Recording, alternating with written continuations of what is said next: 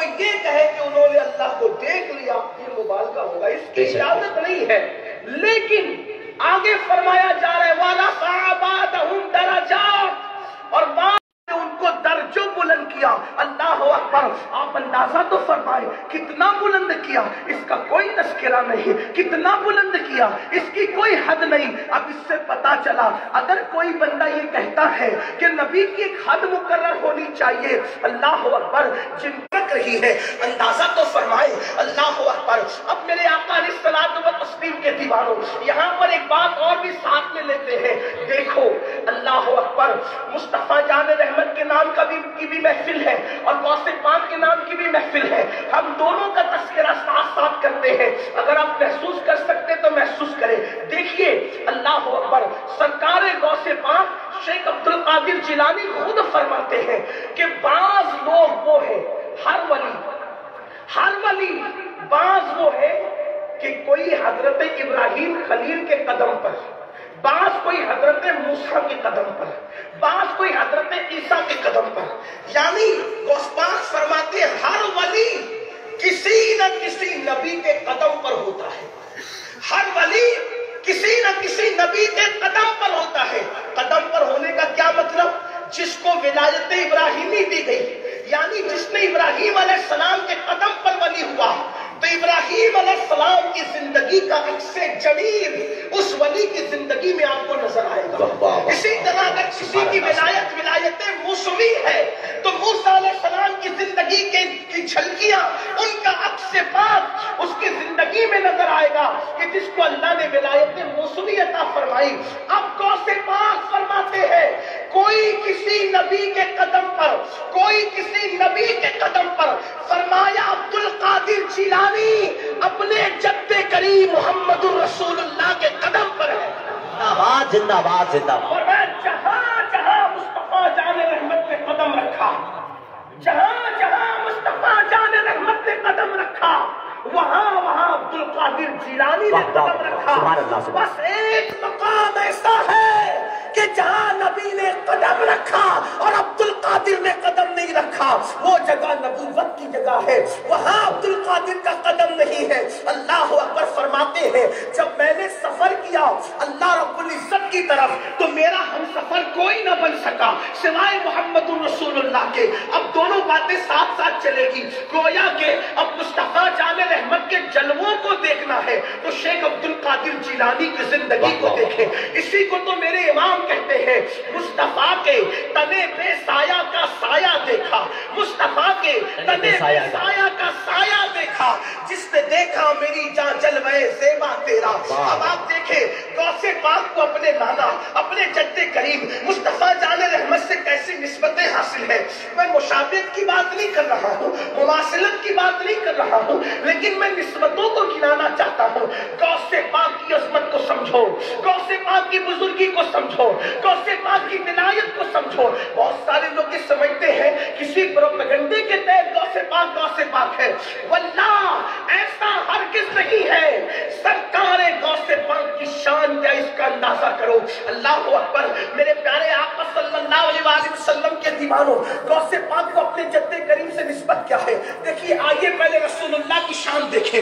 اللہ کوئی نبی پیدائشی نبی ہے، کوئی نبی دنیا میں آ کر نبی ہے۔ اللہ اکبر، جیسے مثال کے طور پر حضرت یوشع ابن نون پوری زندگی جناب موسیٰ کی خدمت کرتے رہے، لیکن موسیٰ علیہ السلام کے وصال کے بعد حضرت یوشع کو نبوت ملی۔ اسی طرح کوئی پیدائشی نبی حضرت عیسیٰ آتے ہیں اور جھولے سے کہتے ہیں انی عبداللہ آتانی الکتاب، گویا کہ یہ جھولے سے کہہ رہے ہیں۔ تو گویا کوئی پیدائشی نبی، کوئی دنیا میں آنے کے بعد نبی، کوئی 40 سال ہونے کے بعد نبی، مگر قربان جائے مصطفیٰ جان رحمت کب سے نبی ہے؟ کسی نے پوچھا یا رسول اللہ، اللہ نے آپ کو نبوت کب عطا فرمائی؟ تو میرے آقا فرماتے ہیں آدم و حوا پانی اور مٹی کے درمیان کی منزلیں طے کر رہے تھے، اس وقت بھی میں اللہ کا نبی تھا۔ فرماتے اس وقت بھی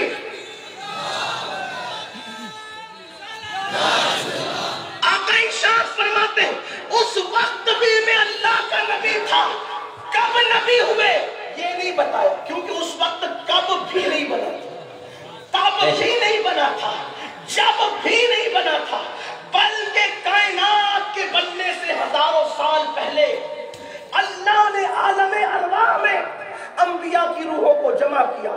قرآن کہتا ہے وَإِذْ أَخَذَ اللَّهُ مِيثَاقَ النَّبِيِّينَ، اور یاد کرو جب اللہ نے نبیوں سے عہد لیا تو عالم ارواح میں نبیوں کی روحوں کو جمع کر کے جس کی نبوت کے ڈنکے بجے اسے مصطفیٰ جان رحمت خاتم النبیین کہتے ہیں. اور اللہ اکبر اللہ اکبر، کائنات کی ولایت میں دیکھے، ولایت کائنات میں دیکھے، ولایت کی کائنات میں دیکھے. اللہ اکبر، کوئی پیدائشی ولی ہے، کوئی دنیا میں آنے کے بعد ولی ہے. مثال کے طور پہ حضرت فضیل ابن عیاض جنگلوں میں زندگی گزری، اس وقت تک ولی نہ تھے، توبہ کی اس کے بعد ولی ہوئے. بشر حافی کی زندگی میخانے میں گزری، توبہ کی اس کے بعد ولی ہوئے. اسی طریقے سے مالک ابن دینار زندگی کہیں اور گزری، توبہ کی اس کے بعد ولی ہوئے. لیکن کچھ ولی پیدائشی ہے. سرکار غریب نواز پیدائشی ولی ہے، محبوب الہی پیدائشی ولی ہے، صابر کلیر پیدائشی ولی ہے. یہ سب پیدائشی ولی ہے. کچھ لوگ دنیا میں آنے کے بعد ولی ہوئے، کچھ لوگ پیدائشی ولی ہے. لیکن جب بات آتی ہے غوث پاک کی تو سرکار غوث پاک فرماتے ہیں ہماری ولایت عالم ارواح سے ثابت.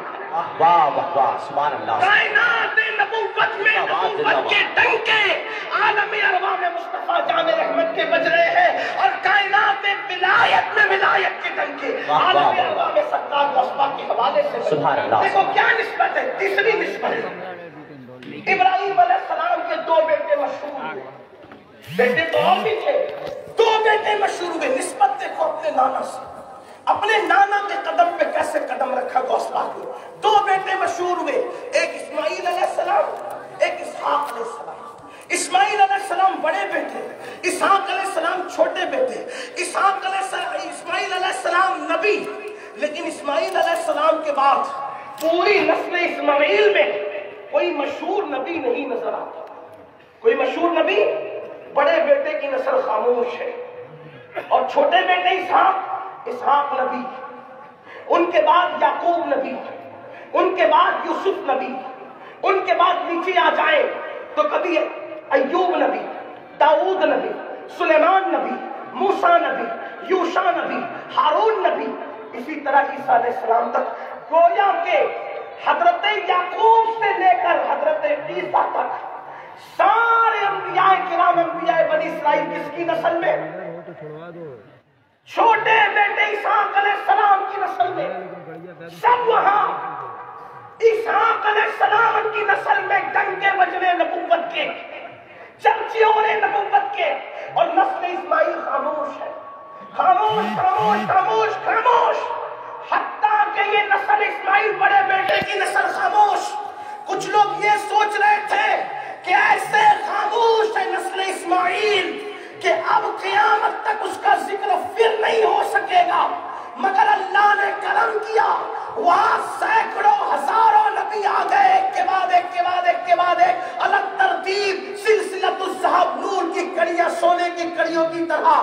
لیکن یہاں پوری نسل خاموش ہے. مگر اللہ نے اسماعیل علیہ السلام کی نسل میں کرم کیا، اور ایک ہی کو پیدا کیا، لیکن نبیوں کا سردار بنا کر کے پیدا کیا. زندہ باد زندہ باد. ایک ہی آیا نبیوں کا سردار بن کر. سبحان اللہ. زندہ باد زندہ باد، ماشاء اللہ. ایک ہی آیا نبیوں کا سردار بن کر کے آیا، اور سب پر غالب آ گیا. اور میرے امام کہنے لگے سب سے اولا وہ اعلیٰ ہمارا نبی، سب سے بالا وہ اعلیٰ ہمارا نبی، اپنے مولا کا پیارا ہمارا نبی، دونوں عالم کا دولہ ہمارا نبی، خلق سے اولیاء، اولیاء سے رسول، اور رسولوں سے اعلیٰ ہمارا نبی. نسل اسماعیل میں ایک آیا اور سب پر غالب آ گیا، اور سردار بن کر آیا. نسبت دیکھیں غوث پاک سے اپنے نانا سے کیسے نسبت ہے. حضور کے بھی دو بیٹے، ایک حسن اور ایک حسین. صلب کے اعتبار سے تو حضرت قاسم اور ابراہیم حضور کے بیٹے ہیں، لیکن ابناءنا و ابناءکم کے تحت حضور کے دو بیٹے، ایک حسن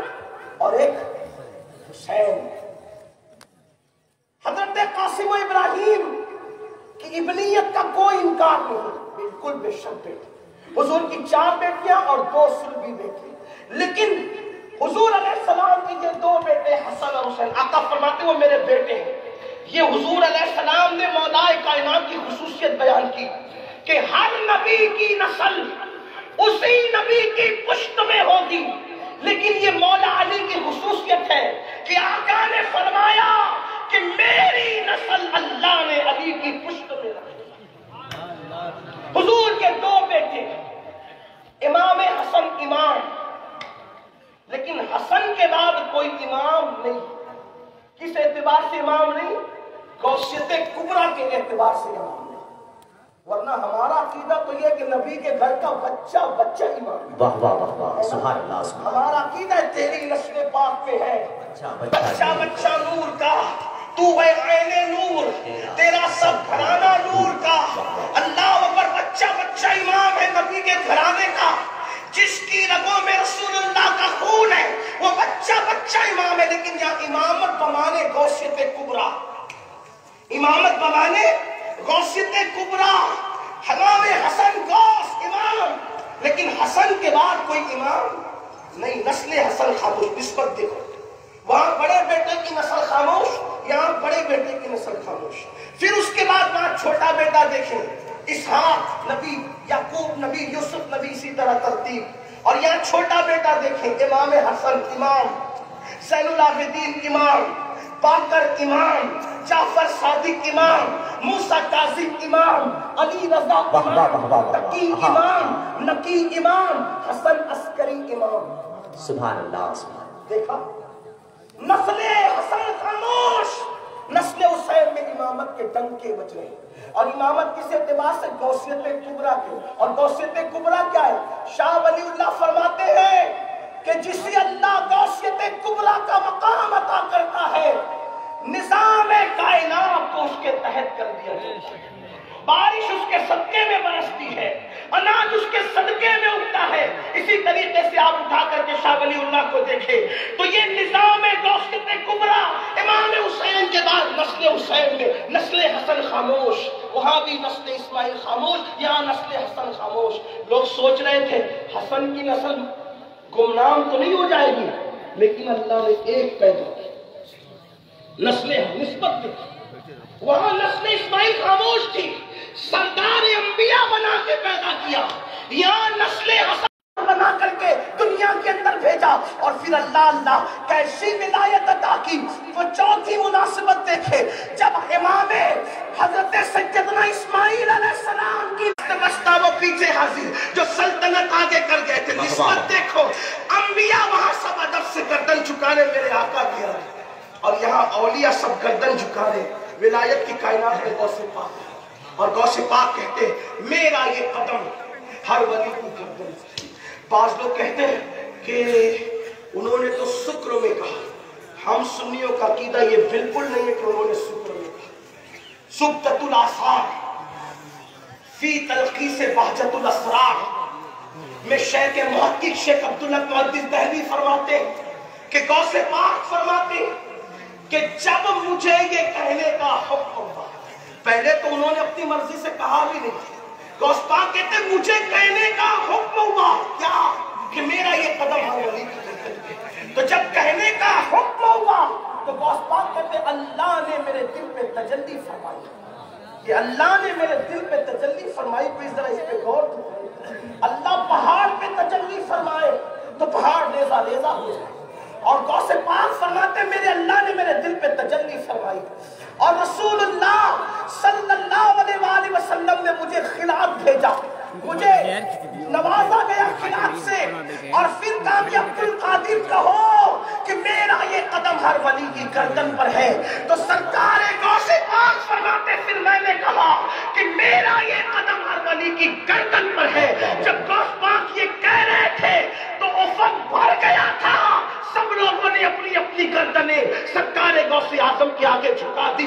اللہ اکبر، میرے امام کہتے جس کی ممبر بنی گردن اولیاء، اس قدم کی کرامت پہ لاکھوں سلام۔ اللہ اکبر، کائنات نبوت ختم انبیاء، ان کا احترام کرنے جو سردار انبیاء ہے، اور کائنات ولایت میں ان کا احترام کیا جا رہا ہے جو سردار اولیاء ہے۔ ایک بات اپنی بات سمیٹتے ہوئے عرض کروں، مبارک پور والوں، مصنف نے کہاں تک انصاف کیا یہ تو مصنف جانے، لیکن اپنے الفاظ کے جامع میں تفریح الخاطر فی مناقب عبد القادر امام اربلی کی کتاب ہے، اور فتاوی رضویہ شریف کے حاشیے پہ لکھا گیا ہے کہ بڑے محدث تھے امام اربلی، امام اربلی کو اہل علم جانتے، ان کی کتاب ہے تفریح الخاطر فی مناقب عبد القادر۔ اب دھیان سے سننا، میری گفتگو یہاں سے پھر دوسرے عنوان کی طرف ترن ہو جائے گی، لیکن اس عنوان کے حوالے سے اپنے نانا سے کیا مناسبت ہے غوث پاک کو؟ نمبر 1 آپ نے سنا، 2 3 4 سنا، 5ویں نسبت آپ یہ سن لیں کہ رسول اللہ کی آمد سے پہلے ہر نبی آپ کی آمد کا ذکر کرتا ہے، اور غوث پاک کو دیکھے کائنات ولایت میں آپ کی آمد سے پہلے اولیاء کا ذکر۔ سبحان اللہ۔ چھٹی مناسبت بھی سن لیں، میں تفریح الخاطر سے ایک بات پڑھنے کے سے پہلے ایک اور نسبت سن لیں۔ رسول اللہ کی آمد سے پہلے ان کی آمد کے ڈنکے بجے، غوث پاک کی آمد سے پہلے ان کی آمد کے ڈنکے بجے ولایت کی کائنات میں۔ چھٹی مناسبت یہ کہ جتنا رسول اللہ پہ لکھا گیا اتنا کسی نبی پہ نہیں لکھا گیا، بے شک بے شک، اور ولایت کی کائنات میں جتنا غوث پاک پہ لکھا گیا اتنا کسی کی زندگی پہ نہیں سبحان لکھا۔ اللہ۔ 7ویں مناسبت یہ بھی لے لے کہ جب رسول اللہ پیدا ہوئے تو عرب میں بیٹے ہی بیٹے تھے۔ غوث پاک رضی اللہ عنہ پیدا ہوئے جیلان میں، تو اس دن سرکار غوث پاک رضی اللہ عنہ فرماتے 11,000 بیٹے پیدا، اور اللہ نے سب کو ولایت عطا فرمائی۔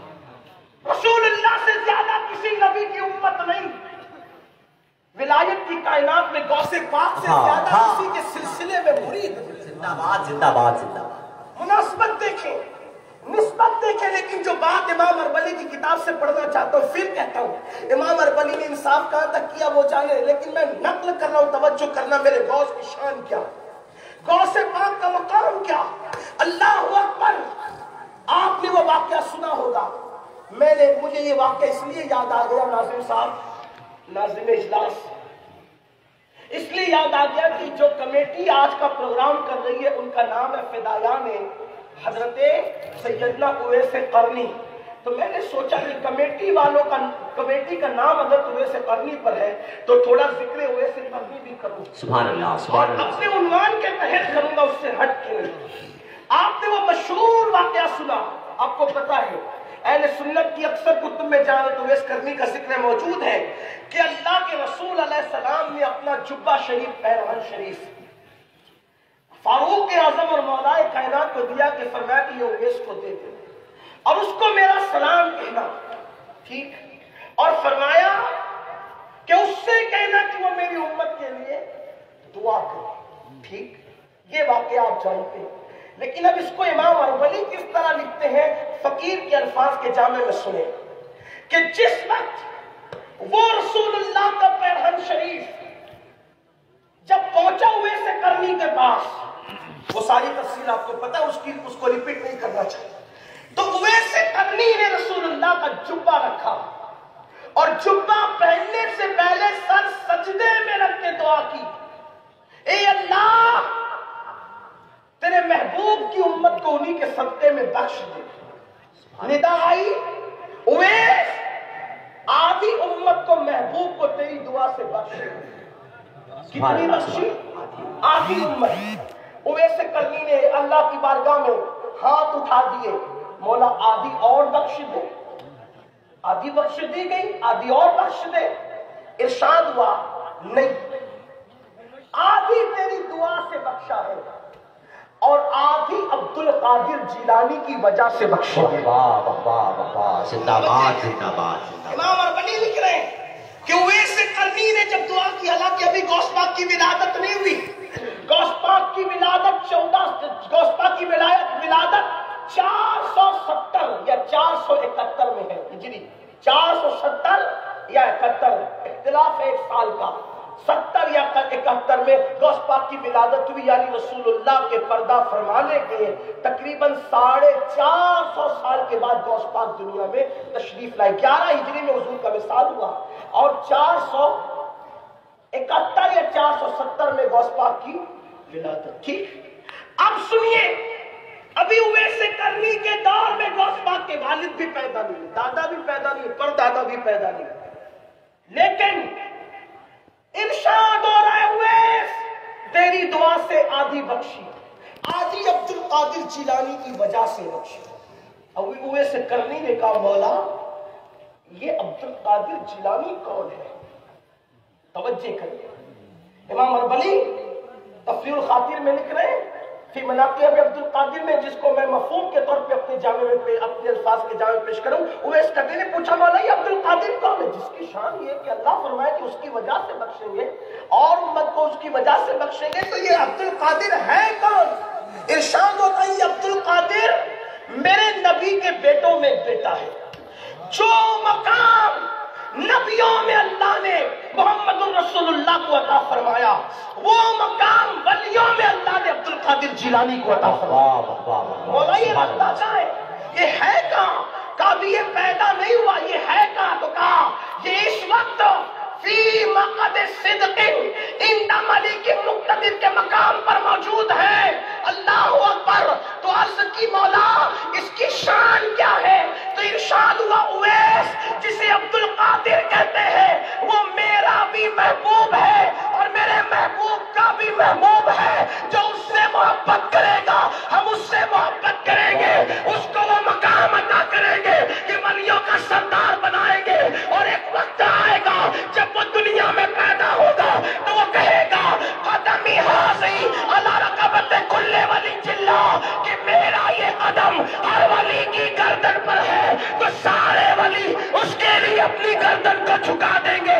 اویس قرنی کا اتنا سننا تھا، عرض کیا مولا جب لوگ جھکائیں گے جب وہ کہے گا تو گواہ رہنا، اویس قرنی اپنی گردن کو اس کے لیے ابھی جھکا رہا ہے۔ سبحان اللہ، یہ مقام ہے سبحان اللہ، سبحان اللہ، زندہ باد، زندہ باد، زندہ باد، سبحان اللہ، سبحان اللہ، سبحان اللہ۔ حضور ان کی ولادت سے صدیوں پہلے ان کے نام پہ گردن چکائی جائے۔ اور دیکھیں سید الطائفہ طاؤس المعظم جنید بغدادی رضی اللہ تعالیٰ ایک مرتبہ خطبہ دیتے ہوئے کہتے ہیں میری بھی گردن پہ آپ کا قدم ہے۔ مریدوں نے پوچھا حضور آپ نے خطبے کے درمیان کس کا قدم گردن پہ لیا؟ فرمایا مجھ سے کہا گیا کہ بغداد میں نبی کا ایک شہزادہ ظاہر ہوگا اور کہے گا میرا یہ قدم ہر ولی کی گردن پہ۔ میں نے کہا جب لوگ جھکائیں گے تب جھکائیں گے، میں نے ابھی جھکا۔ سبحان اللہ، سبحان اللہ۔ پیدائش سے پہلے۔ اب سوچو جس کو اتنا بلند مقام ملا، توجہ کرنا میری قوم کے جوانوں، توجہ کرنا، جس کو اتنا بلند مقام ملا ولایت کی دنیا میں کہ جس کے ہاتھ سے مردے زندہ ہوئے، سبحان اللہ، سبحان اللہ۔ جس نے ٹھوکروں سے مردے زندہ کیے۔ ایک نسبت اور بیان کر دوں نوجوانوں کی معلومات کے لیے، بیت المقدس 2 مرتبہ آزاد ہوا اسلامی تاریخ میں۔ 1450 سالوں میں بیت المقدس کتنی مرتبہ آزاد کرایا گیا؟ پہلی مرتبہ جو آزاد ہوئے وہ نبی کے تربیت یافتہ لوگوں نے آزاد کرایا۔ بیت المقدس کو پہلی بار نبی کے تربیت یافتہ لوگوں نے آزاد کرایا، اور دوسری مرتبہ بیت المقدس کو غوث پاک کے تربیت یافتہ لوگوں نے آزاد۔ زندہ باد، زندہ باد، زندہ گویا باد۔ کہ پہلی بار بیت المقدس کو آزاد کرانے والے نبی کے مریدین ہیں، مجازاً اس اعتبار سے کہہ لیں، اور دوسری مرتبہ بیت المقدس کو آزاد کرانے والے غوث پاک کے مریدین ان کے تیار کردہ لوگ۔ صلاح الدین ایوبی کون ہے؟ ڈبل قادری۔ صلاح الدین ایوبی ڈبل قادری ہے۔ اس کے بچپنے میں اس کے والد لے گئے تھے غوث پاک کے پاس، حضور دعا کرتے۔ دیکھو اپنے بچوں کو اللہ والوں سے دعا دلوایا کرو، سبحان اللہ، سبحان اللہ۔ کیونکہ سینکڑوں سال کی محنتیں وہاں تک نہیں پہنچاتی جہاں پر ولیوں کی دعائیں پہنچاتی، بے شک، بے شک، سبحان اللہ۔ دعائیں پہنچاتی۔ صلاح الدین کے والد کہتے اس کے لیے دعا کرو، غوث پاک کی گردن پہ ہاتھ پھیرتے ہوئے غوث پاک نے صلاح الدین کی گردن پہ غوث پاک نے ہاتھ پھیرتے ہوئے دعا کی، اللہ اس سے وہ کام لے کہ قیامت تک اس کے کارناموں کے ڈنکے بجتے۔ زندہ باد، زندہ باد، زندہ باد۔ ہاں آپ کو یہ بھی بتا دوں کہ غوث پاک کے مدرسے سے ہر سال 3000 علماء اور محققین فارغ ہوتے تھے، اور کم و بیش 37 سال تک غوث پاک نے یہ خدمت انجام دی۔ اس کی تعداد بھی تقریباً 1 لاکھ سے زائد ہوتی ہے۔ رسول اللہ نے 1 لاکھ سے زائد افراد تیار کر کے قوم کو دیے۔ اپنے نانا سے مناسبت دیکھیں، 1 لاکھ سے زائد علماء غوث پاک نے تیار کر دیا۔ اسی لیے تو صلاح الدین ایوبی کی فوج میں جو بیت المقدس آزاد کرانے نکلے تھے، صلاح الدین ایوبی کی فوج کے چیف ایڈوائزر غوث پاک کے مرید بھی تھے، خلیفہ بھی تھے، تربیت یافتہ بھی تھے۔ بلکہ ایک بات مجھے یاد آتی ہے کہ حضرت صلاح الدین ایوبی جب بستر پہ دنیا سے جانے لگے تو کسی نے کہا صلاح الدین تم نے اتنی بے جگری سے لڑائیاں کی، موت کے منہ میں گئے لیکن نکل کے بچ کے واپس آئے، تمہاری گردن کو کوئی کاٹ نہ سکا۔ تو صلاح الدین کہتے وہ گردن پہ تلوار کیسے چل سکتی ہے جس پر مرشد غوث پاک کا ہاتھ پھرایا۔ زندہ باد، نسبتیں دیکھیں، سبحان اللہ، سبحان اللہ،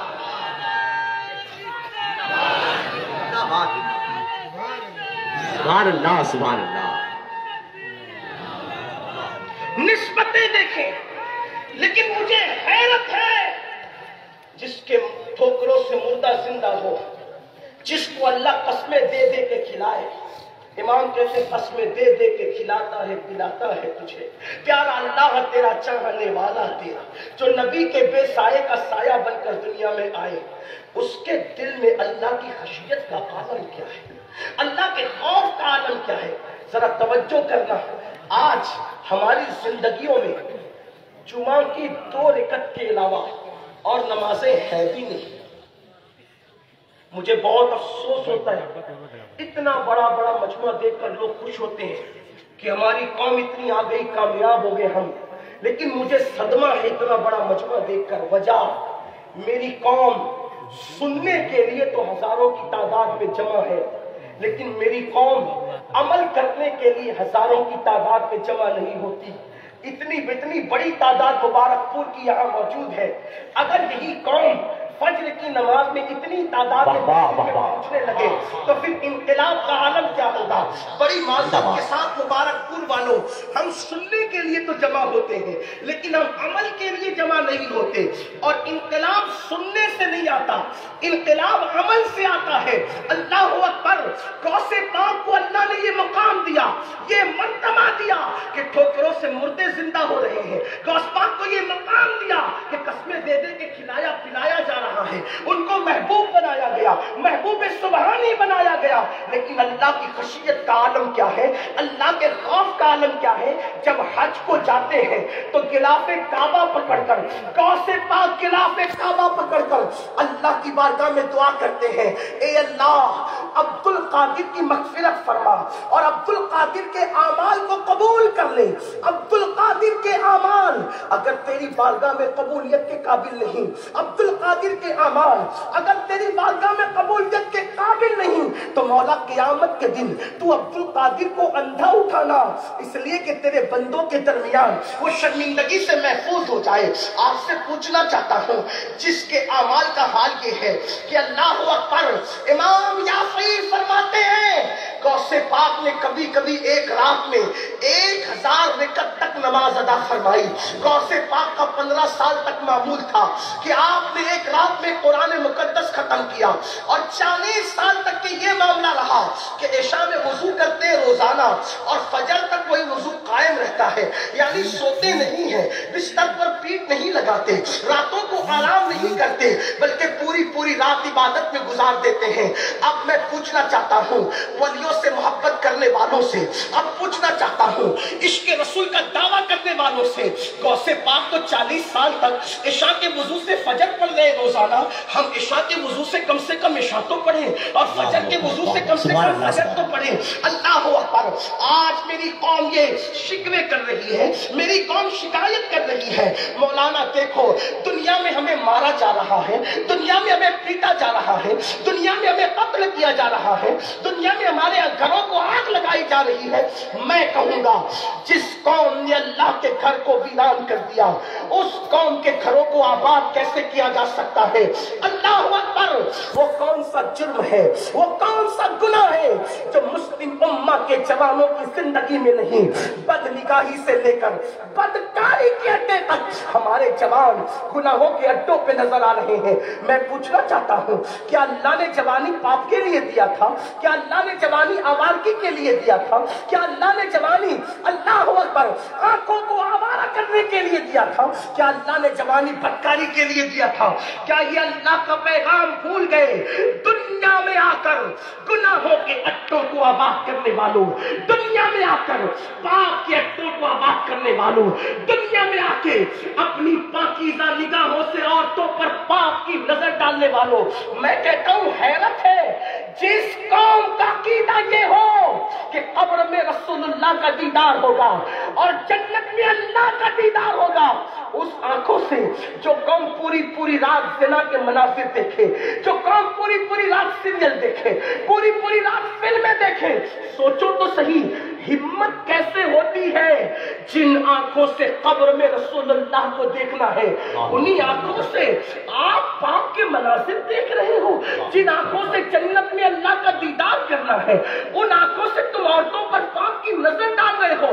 آؤ عشق رسول کا دعویٰ کرنے والوں، مولا کائنات شیر خدا سیدنا علی کرم اللہ تعالی وجہہ الکریم کہتے ہیں، میرا علی، میرا امام، میرا مولا سرکار علی مرتضیٰ کہتے ہیں کہ میں نے قصداً جان بوجھ کر کبھی اپنے خود کے سطر کو بھی نہیں دیکھا۔ اللہ اکبر، اللہ اکبر، سبحان اللہ، سبحان اللہ۔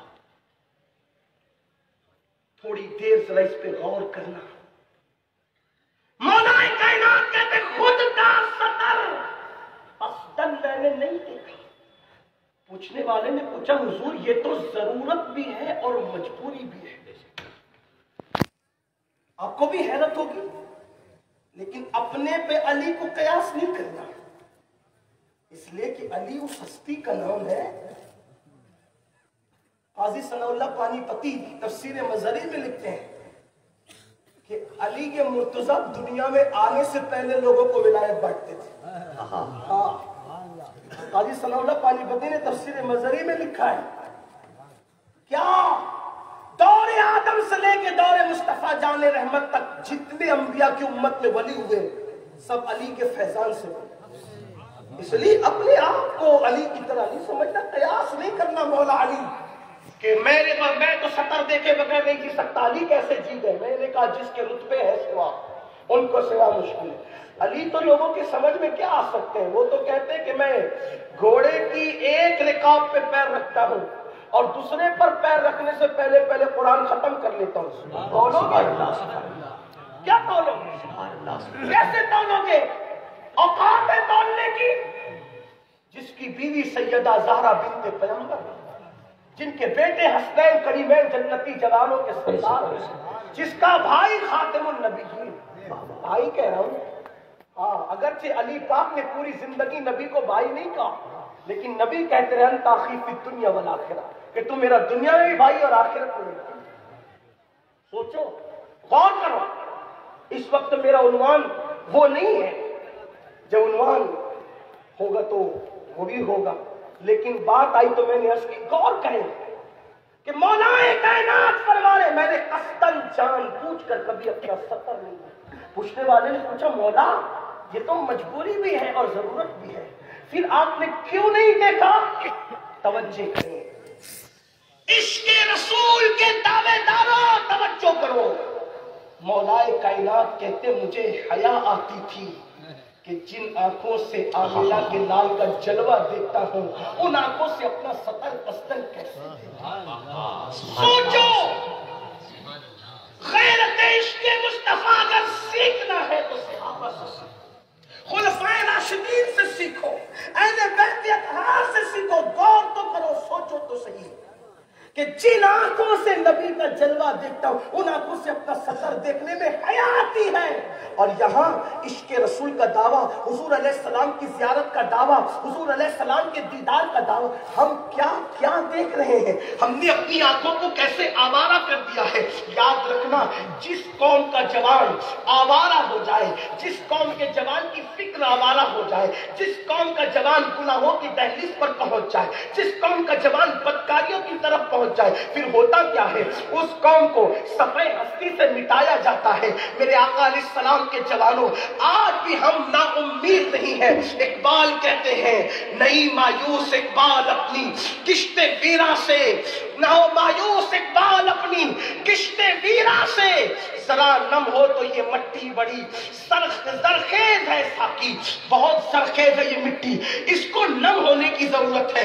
اے میری قوم کے جوانوں، یقیناً تمہارے دلوں میں عشق رسول کے چراغ چل رہے ہیں، تمہارے دلوں میں محبت رسول کے چراغ چل رہے ہیں، تمہارے دلوں میں صحابہ، اہل بیت، خلفائے راشدین، اولیاء کاملین کے چراغ چل رہے ہیں. لیکن دنیا نے تمہیں راستے سے ہٹانے کی کوشش کی، دنیا نے تمہیں برائیوں سے کی دہلیز پہ لانے کی کوشش کی، دنیا نے تمہیں اللہ کے گھر سے دور کر کے گناہوں کے اڈوں کو آباد کرنے والا بنا دیا.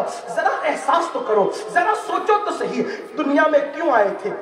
آنے کا مقصد کیا تھا؟ اور ہم کیا کر رہے ہیں؟ قرآن کہتا ہے، الذی خلق الموت والحیات لیبلوکم ایکم احسن عملا، کہ ہم نے موت اور زندگی کو پیدا کر کے تمہارا امتحان لیا، تمہیں آزمایا کہ کون تھوڑی سی زندگی کو پا کر اچھا عمل کرتا ہے. اور ہم گناہ میں لگ گئے، اور لوگ یہ سوچتے ہیں ارے اللہ تو معاف کرنے والا ہے، اللہ تو کریم ہے، معاف کر دے گا.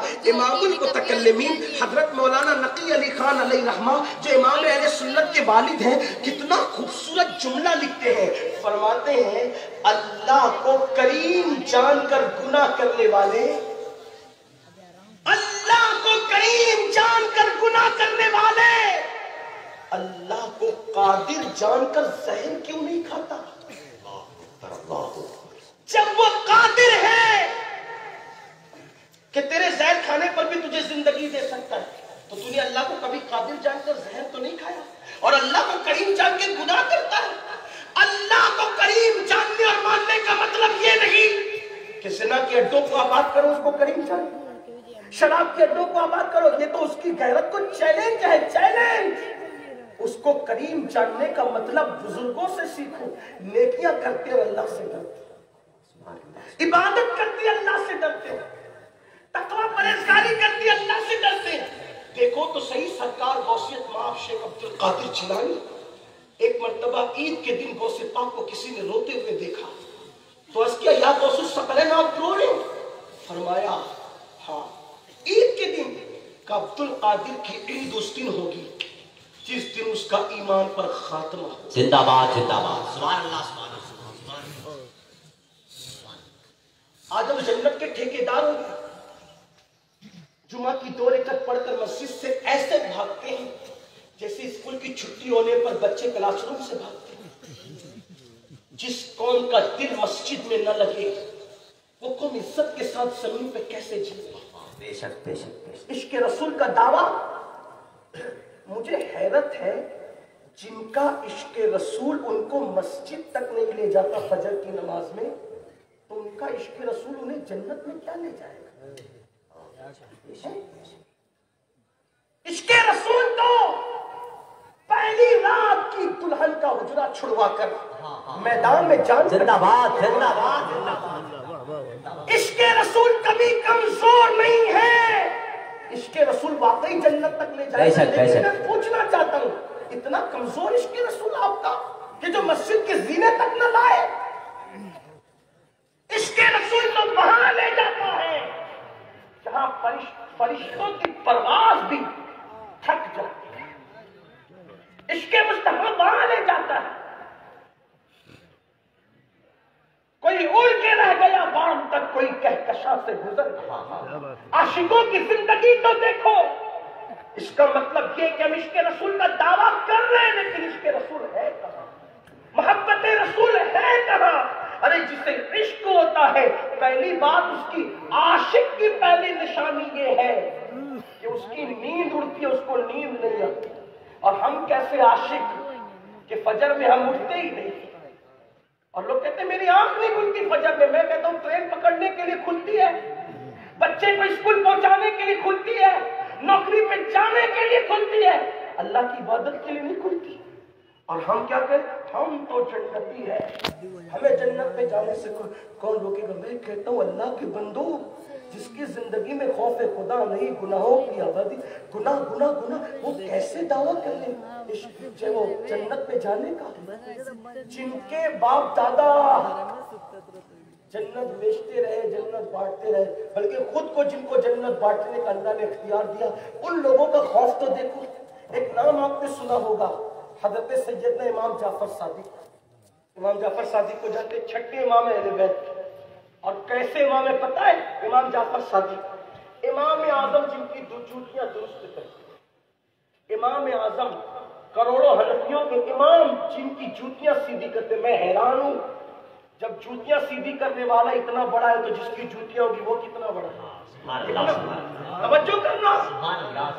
امام اعظم کہتے ہیں کہ اگر امام جعفر صادق نہ ملے ہوتے تو نعمان ہلاک ہو گیا. یہ امام جعفر صادق. داتا صاحب, داتا علی حجویری جانتے ہیں, داتا علی حجویری رحمت اللہ تعالی علیہ, یہ کون ہے پتہ ہے؟ امام حسین کی, امام حسن کی نسل, دو بیٹوں سے چلی. امام حسن کی نسل, ایک تو حضرت امام حسن مصنع سے اور ایک تو حضرت زید سے. تو جو جناب زید کی اولاد سے نسل حسن چلی, یہ زید شہید مظلوم نہیں, وہ امام زین العابدین کے بیٹے, ایک امام حسن کے بیٹے تھے زید, ان سے نسل چلی. تو اسی نسل میں حضرت داتا علی حجویری پیدا ہوئے. یہ بھی حسنی سید ہے, لیکن بعد میں ایک مقام آیا, وہ نسل وہیں رک گئی. اور امام حسن مصنع سے جو نسل چلی وہ آج تک چل رہی ہے. اور امام مہدی بھی جو ہوں گے وہ امام حسن کی اولاد سے. یہ بھی سن لیجیے. لیکن جو امام جعفر صادق ہے رضی اللہ تعالیٰ عنہ, ان کی شان کون بیان کر رہا ہے؟ داتا علی حجویری رحمت اللہ تعالیٰ علیہ. وہ لکھتے ہیں کہ امام جعفر صادق جب لوگوں سے مصافحہ کرتے تھے اور ملتے تھے, توجہ کیجیے, تھوڑا دھیان دینا, اہل بیت اطہار کے دل میں اللہ کا خوف, جنہیں جنت بانٹنے کا حق تھا, جنہیں جنت دینے کا حق تھا, جن کی محبتوں سے جنت ملنا ہے نا. لیکن سوچے تو صحیح, ان کے دلوں کا خوف کیا تھا. امام جعفر صادق جب لوگوں سے ملتے ہیں تو کہتے ہیں وعدہ کرو اگر تمہاری بخشش ہو گئی قیامت میں تو میری سفارش کرنا. توجہ کریں, کون کہتا ہے؟ امام جعفر صادق جیسا سید, اگر تمہاری بخشش ہو گئی تو میری سفارش کرنا, اور میری بخشش ہوئی تو میں تمہاری سفارش. زندہ باد, زندہ باد. تو لوگ کہتے ہیں حضرت آپ تو سید ہیں. امام جعفر صادق کو لوگ اب تو, اب وہ بھی کیسا سید. علامہ عبد الرحمن جامی لکھتے اپنی کتاب میں کہ ایک مرتبہ امام جعفر صادق کے پڑوسی نے کہا کہ حضرت آپ مجھ سے ایک مکان خرید لیں. تو میں دے دو, اور کتنے میں دو گے؟ تو علامہ عبد الرحمن جامی کہتے ہیں کہ امام جعفر صادق نے کہا جنت میں محل لے لو اور اپنا مکان دے دو. کچھ لوگ ہوتے ہیں عقیدے کے پکے ہوتے ہیں, کچھ لوگ ڈلمل یقین, ڈلمل یقین لوگوں کو کچھ نہیں ملتا, جو پکے ہوتے ہیں ان کو ملتا ہے. حضور شیخ الاسلام نے کہا تھا نا, یقین والے کہاں سے چلے کہاں پہنچے, جو اہل شک ہے اگر میں مگر میں. شک والے تو ہمیشہ اگر مگر میں ہے, لیکن اہل یقین کی بات کر رہا ہوں. امام جعفر صادق نے کہا جنت کا محل لے لے, اپنا مکان دے دے. لکھا پڑھی ہو گئی, آپ نے تحریری پرچہ دے دیا, جنت کا محل لو اپنا مکان دو. وہ حج کو گیا جس نے مکان بیچا تھا اور اس کا انتقال ہو گیا, اس کا انتقال ہو گیا. گھر والے آئے کہا حضرت ہمارا مکان کہاں, میں تو خرید چکا. کہا آپ نے دیا کیا تھا؟ کہا جنت کا محل دیا تھا اور مکان جو وہ لیا تھا. اتفاق کی بات, جب وہ انتقال کیا نا تو اس نے وصیت کی تھی یہ پرچہ میرے کفن میں رکھ دینا جو امام جعفر صادق نے دیا. تو گھر والے کہنے لگے یہ بھی کوئی سودا ہے کہ جنت کا محل دے دو اور اپنا مکان دے, جو اپنا مکان دے دو جنت کا محل لے لو, یہ کوئی سودا ہے؟ فرض سودا تو اس سے کیا تھا. تو کہا ہمیں کیسے پتا چلے کہ اس کو محل ملا کہ نہیں ملا؟ کہا جاؤ اس کی قبر پہ جا کے پوچھو ملا کہ نہیں ملا. گھر والے قبر پر گئے اور کہا کہ بتاؤ جعفر صادق کا وعدہ کیسا تھا. تو جب وہ گئے تو انہوں نے ایک پرچہ دیکھا ایک پرچے پہ لکھا ہوا تھا جعفر صادق کی تحریر، اس کی پشت پہ لکھا تھا کہ جو میرے امام نے کہا اللہ نے اس کو پورا کر دیا۔ سبحان اللہ سبحان ایسے لوگ امام جعفر صادق ہے جو جنت بیچ رہے ہیں، نبی کے یہ بیٹے، اور ان کی اللہ کی خشیت کا حال، یہ خوف خدا کا حال کہ جب لوگوں سے ملتے ہیں تو کہتے ہیں اگر تمہاری بخشش ہوگی تو میری سفارش کرنا، اور میری امید تو میں تمہاری سفارش کروں گا۔ لوگ کہتے ہیں اب تو سید ہے، کہتے ہیں رونا تو یہی ہے کہ اپنے نانا کی بارگاہ میں منہ کیا دکھا، حالانکہ ان کے دور میں ان سے بہتر عمل کسی کا نہیں، ان کے دور میں ان سے بہتر عمل کسی کا نہیں۔ اپنے دور کے بڑے عظیم عالم بھی ہے، عابد بھی ہے، زاہد بھی ہے، لیکن اللہ کے خوف کا عالم یہ تھوڑا اپنے دلوں کو ٹٹولو کہ ہمارے دلوں میں بھی یہ خوف ہے، ہمارے دلوں میں بھی یہ خشیت ہے۔ اللہ اکبر۔ مصطفیٰ جان رحمت صلی اللہ علیہ وآلہ وسلم نے ارشاد فرمایا کہ جس نے جان بوجھ کر نماز چھوڑ دی اس سے اللہ بھی بیزار ہے، اللہ کے فرشتے بھی بیزار ہیں، اللہ کے انبیاء بھی بیزار ہیں، اور میں محمد بھی بیزار ہوں۔ یہ فرمان پہنچنے کے بعد میری قوم مسجدوں کو ویران کیے ہوئے، داڑیاں مڈا کر کٹروں میں پھینکنا آج مسلم نوجوانوں کا شعار بن چکا، شراب کے اڈوں کو آباد کرنا آج مسلم جوانوں کا شعار بن چکا۔ کیا لوگوں تک یہ بات نہیں پہنچی؟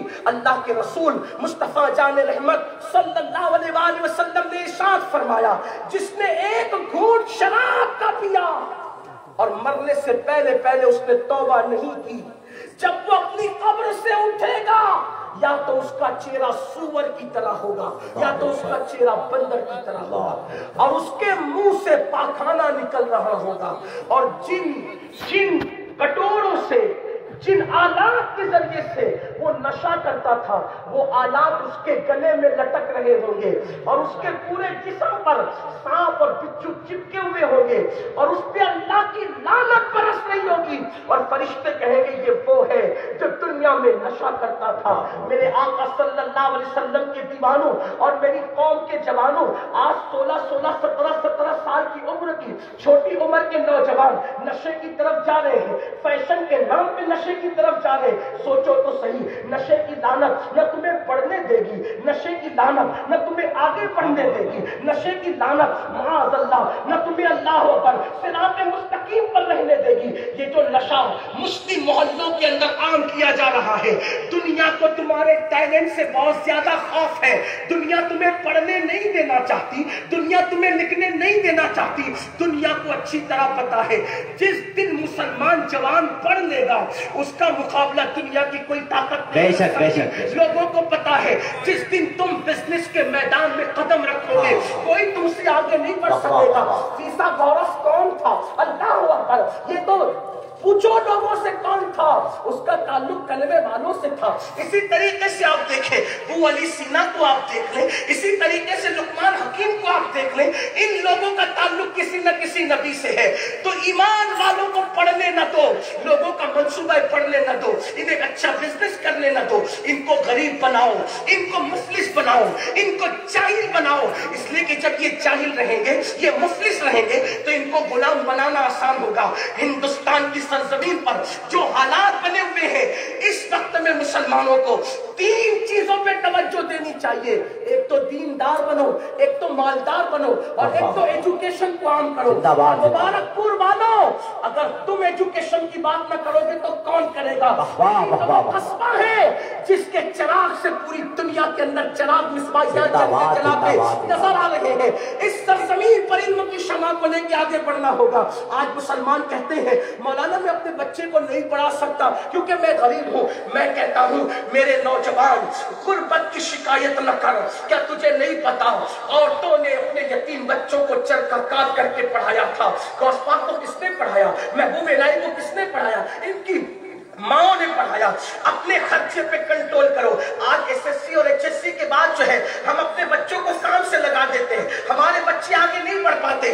میری گزارش ہے مبارک پور والوں، مذہب کی تعلیم کے میدان میں جس طرح ہم آگے بڑھ رہے ہیں ویسے دنیاوی ایجوکیشن کے معاملے میں آگے بڑھنا چاہیے۔ اور یاد رکھنا اگر آپ آگے بڑھے تو، اور پھر یہ بھی کہتا ہوں ڈاکٹری بھی ہم کراتے تو BA میں والی کرواتے ہیں، مجھے اس سے کوئی اختلاف نہیں، نہ میں اس کو حقارت کی نظر سے دیکھتا ہوں، لیکن ستاروں کے آگے جہاں اور بھی ہے، ابھی عشق کے امتحان اور بھی ہے، تو شاہی پرواز ہے کام تیرا، تیرے سامنے آسماں اور بھی ہے، بڑی بڑی ڈگریاں خود بھی اپنے بچوں کو دلواؤ۔ مولا کائنات فرماتے ہیں تمہارے ماں باپ نے تم کو جتنا پڑھایا اس سے زیادہ تم اپنی اولاد کو پڑھانا، کیونکہ تمہارے دور سے زیادہ تیز رفتار دور تمہاری اولاد کا دور ہوگا۔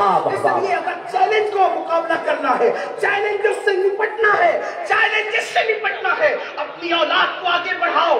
کیا یہ دور نہیں لا سکتے کہ اللہ اکبر کہ قوم کا جو IAS ہو وہی تراویح کی امامت بھی کر رہا ہو، کوئی قوم کا IPS ہو وہ IPS وہ تراویح کی امامت بھی کر رہا ہو؟ آپ کہیں گے یہ کیسے ہو سکتا ہے؟ میں نے کہا اسی ہندوستان میں ہوا ہے کہ جو ظہر کی اذان سے پہلے ہندوستان کی عدالتوں میں فیصلہ کر رہا تھا، ظہر کی اذان کے بعد وہی مسلح امامت پہ نظر آتا ہے، اور اسی جج کو دنیا علامہ فضل خیر آبادی کے نام سے جانتی ہے۔ کیا وہ دور نہیں آ سکتا کہ 11 مہینے تک اکھنڈ بھارت میں حکومت کرنے والا رمضان شریف میں دلی کی جامع مسجد میں تراویح سناتا ہے؟ وہ کون حافظ قرآن تھا کہ 11 مہینے اکھنڈ بھارت میں حکومت کرتا تھا اور پھر رمضان شریف میں دلی کی جامع مسجد میں تراویح سناتا تھا؟ اسی حافظ قرآن بادشاہ کو دنیا محی الدین اورنگزیب عالمگیر کے نام سے جانتی ہے۔ ہمیں پھر وہی دن لانا ہے، لوگ ترقی کریں گے آگے جا کے، ہم ترقی کریں گے نبی کے قدموں میں آ کے۔ لوگوں کو ترقی کرنا ہے تو آگے جائے، ہمیں ترقی کرنا ہے تو نبی کے قدموں میں آئے۔ آج یہ بہت لمبی نہیں کرتا، بس اتنا ضرور کہوں گا، اپنے اخراجات پہ کنٹرول کرو، اپنے خرچوں پہ کنٹرول کرو، آدھی روٹی کھاؤ۔ ہمارے ماہرہ کے بزرگوں نے پیغام دیا، آدھی روٹی کھائیں گے، بچوں کو پڑھائیں گے، دیندار بنو، مالدار بنو، ایجوکیٹڈ بنو۔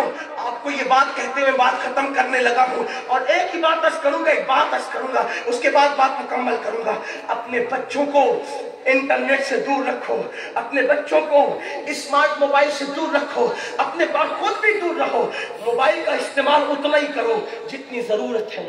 مجھے حیرت ہے، ممبر والے بھی موبائل کے بغیر نہیں رہ سکتے، مسجد کے اندر بھی لوگ موبائل کے بغیر نہیں رہ سکتے۔ اب تو لوگ ٹوائلٹ میں جا کر بھی موبائل نہیں چھوڑ رہے، نشہ طاری ہو گیا ہے موبائل کا۔ نہیں، آپ سوچتے ہیں یہ جو نئے نئے فنکشن موبائل پر آ رہے ہیں، دنیا تم سے پیار کرتی ہے اس لیے نئے فنکشن آ رہے ہیں؟ اگر ان کو تم سے پیار ہوتا موبائل میں نئے فنکشن نہ ڈالتے، وہ تمہیں روٹی کپڑا اور مکان دیتے، لیکن وہ فنکشن کیوں ڈالے؟ تاکہ تم الجھے نا۔ آپ سوچو جو گندے گیم تمہارے بچے کھیلتے ہیں، اسرائیل میں اس پہ پابندی لگی ہے۔ وہ دنیا کو گیم دینے والوں کی یہاں پابندی کیوں ہے؟ وہ چاہتے ہیں ہمارے بچے پڑھے، تمہارے نہیں، اور انہیں کسی اور سے کوئی ٹینشن نہیں۔ انہیں ٹینشن ہے تو محمد رسول اللہ کے غلاموں سے۔ اتنا یاد رکھنا، جہاں ایمان ہے خوف انہی لوگوں سے کیا جاتا، تباہی انہی لوگوں کی طرف بھیجی جا رہی ہے، اور تم ہو کہ احساس ہی نہیں، احساس ہی نہیں۔ کب تک گناہ گناہ گناہ میں ڈوبے رہو گے؟ کیا گناہ کرنے آئے تھے؟ مغرب گناہ کرتے کرتے تھک گیا، یورپ گناہ کرتے کرتے تھک گیا، اور تم گناہوں میں ڈوبے جا رہے ہو۔ ہمارے بزرگوں نے کہا ہے جہاں گناہ ہے وہاں فنا ہے، جہاں گناہ ہوگا وہاں کبھی آبادی اور عزت نہیں ہو سکتی۔ دیکھ لو، قرآن کہتا ہے سیروا فی الارض، زمین پر پھیل جاؤ اور زمین کی سیر کر کے دیکھو۔ قوم لوط ہلاک، کیوں؟ گناہ کیا۔ قوم عاد ہلاک ہوئی، گناہ کیا۔ قوم سمود ہلاک ہوئی، گناہ کیا۔ قوم نوح ہلاک ہوئی، گناہ کیا۔ قوم بنی اسرائیل چہرے سور اور بندر کی طرح ہو گئے، مسک ہو گئے۔ داؤد علیہ السلام کے دور کے بعد کا دور آپ پڑھے، ایام یوم السبت والے، سنیچر کے دن شکار کرنے والے۔ تھوڑا غور کرنا میری بات کا، میں بات جاتے جاتے بہت اہم بات کر کے جا رہا ہوں، سن لینا۔ قوم عاد ہلاک، گناہ کی۔ سمود ہلاک، قوم صالح ہلاک، کس کی وجہ سے؟ گناہ کی وجہ۔ قوم بنی اسرائیل ہلاک، یہ سب حالانکہ بنی اسرائیل سے ہی تھے ہلاک۔ آپ سے پوچھنا چاہتا ہوں، میری بات پر غور کرنا، برا نہیں ماننا، جواب دینا۔ یہ جو قوم لوط ہے، قوم عاد ہے، قوم سمود ہے، قوم صالح ہے، یہ جو ہلاک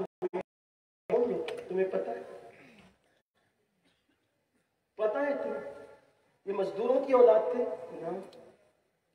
یہ چماروں کی اولاد تھے؟ یہ نچلی ذات کی اولاد تھے؟ کس کی اولاد تھے؟ قرآن کہتا ہے وہ بنی اسرائیل کے. کون تھے وہ؟ اگر مٹکنے والوں تھوڑا غور کرنا، قرآن جس کو اولاد پیغمبر کہہ رہا ہے، بنی اسرائیل، بنی اسرائیل اولاد پیغمبر آل نبی ہے نا بنی اسرائیل.